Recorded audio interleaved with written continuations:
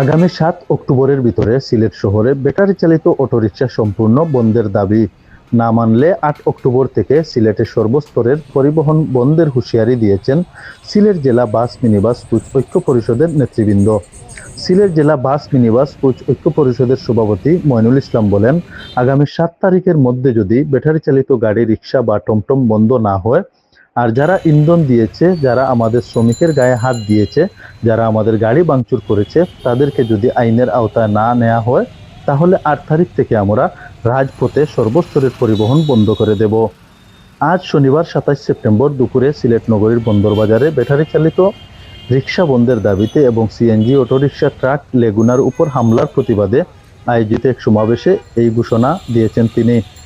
প্রতিবাদ সমাবেশে সিলেটের পরিবহন সংশ্লিষ্ট বেশ কয়েকটি সংগঠন অংশ নেয়। সমাবেশে মইনুল ইসলাম আরও বলেন, ব্যাটারি চালিত রিকশা, টমটম উচ্ছেদে নেমেছে প্রশাসন।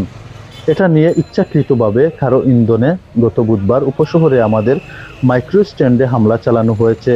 এ ঘটনায় আমরা মামলাও করেছি। পাশাপাশি ফুড পয়েন্টে অনেক সিএনজি অটোরিকশার উপর হামলা চালানো হয়েছে। তিনি বলেন, ব্যাটারি চালিত রিকশা বিদ্যুতের ক্ষতি করছে, যানজট সৃষ্টি করছে, তাই দেশ বাঁচাতে গিয়ে পরিবহন মালিক শ্রমিক আন্দোলনে থাকবে।